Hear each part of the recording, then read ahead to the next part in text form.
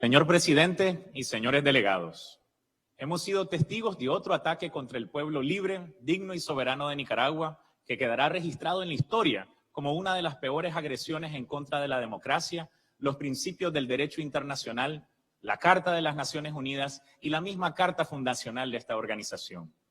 En su afán de querer dar lecciones a Nicaragua sobre cómo conducir sus asuntos internos y sobre cómo construir una democracia genuina y participativa, estos gobiernos no se dan cuenta o pretenden ocultar el sufrimiento de sus propias sociedades. Hemos expresado nuestra opinión sobre las violaciones a derechos humanos en Canadá y sus obvios efectos sobre la democracia, mientras permanezcan impunes los crímenes de lesa humanidad en contra de los pueblos originarios. No habrá democracia en ese país. Es notorio el ánimo con que algunos gobiernos representados en este foro corren a aprobar las resoluciones condenatorias contra Nicaragua, ocultando las realidades en sus propios países.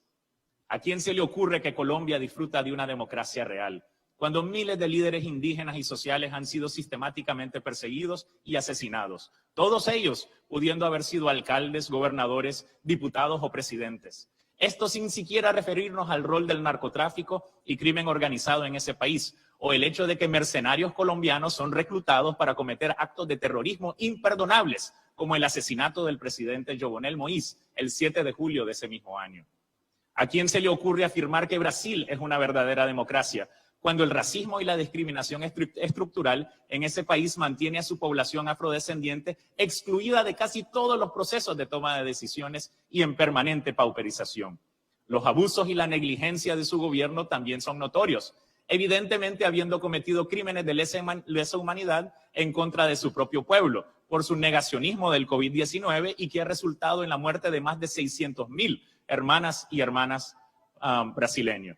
Lo dijimos ayer y lo repetiremos hoy nuevamente. La corrupción desgasta la administración pública y socava el buen funcionamiento de la democracia. Contamina además la independencia del Poder Judicial. El caso Cochinilla revela que la corrupción ha echado raíces en el gobierno de Costa Rica, y los Panama Papers también señala que aparentemente algunos gobernantes y altos funcionarios de gobiernos de Ecuador, Chile, Uruguay y Panamá también han recurrido a prácticas económicas y financieras ilícitas. Señor presidente, siendo Guatemala anfitrión de esta 51 Asamblea General de la OEA, esperábamos contar con el respeto de su gobierno. Sin embargo, desafortunadamente, eso no ha sido el caso. Recomendamos a la delegación de Guatemala, por consideración a su propio pueblo y al pueblo de Nicaragua, desvincularse de esta campaña maliciosa. Lo mismo debemos recordar a la República Dominicana, que contradice su propia historia y que de manera prepotente habla de la crisis en Haití sin aceptar su cuota de responsabilidad, implementando políticas discriminatorias y xenofóbicas contra el hermano pueblo de Haití. Exigimos respeto a República Dominicana no solo para el pueblo nicaragüense, sino para el hermano pueblo de Haití. Estimado señor presidente, a lo largo de nuestra historia, diferentes gobiernos de Estados Unidos han sido los peores agresores contra el pueblo de Nicaragua. Los gobiernos de ese país, no su pueblo, que siempre ha sido solidario. En las manos de diferentes gobernantes estadounidenses está la sangre de cientos de miles de nicaragüenses que defendieron valientemente la soberanía nacional. Estados Unidos ha intervenido militarmente a Nicaragua, ha derrocado gobiernos e impuesto a gobernantes, ha protegido a dictadores y ha organizado y financiado guerras y terrorismo contra el pueblo de Nicaragua. Las pruebas más recientes de ello han sido el fallo de la Corte Internacional de la Haya en 1986, el fallido golpe de Estado del 2018, la práctica perversa de imponer medidas unilaterales, ilegales, crueles y criminales que vulneran nuestro derecho al desarrollo.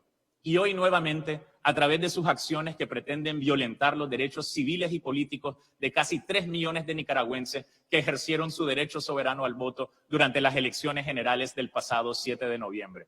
Critican la democracia en Nicaragua cuando su propio sistema político se cae a pedazos, cuando sistemáticamente excluyen a afroamericanos, latinos y pueblos originarios de ejercer su derecho al voto, donde no se garantiza la cadena de custodia del voto, ni existe una autoridad estatal federal independiente, y por ello, señor presidente, casi la mitad del electorado desconoce los resultados de las elecciones presidenciales del año 2020. Todo esto sin siquiera hablar de su historia de brutalidad policial y racismo que tortura, asesina o encarcela a miles, sino decenas de miles de afroamericanos anualmente. Señoras y señores, Puedo decir con seguridad absoluta que Nicaragua avanza sobre las sendas de la dignidad, la paz y la soberanía nacional.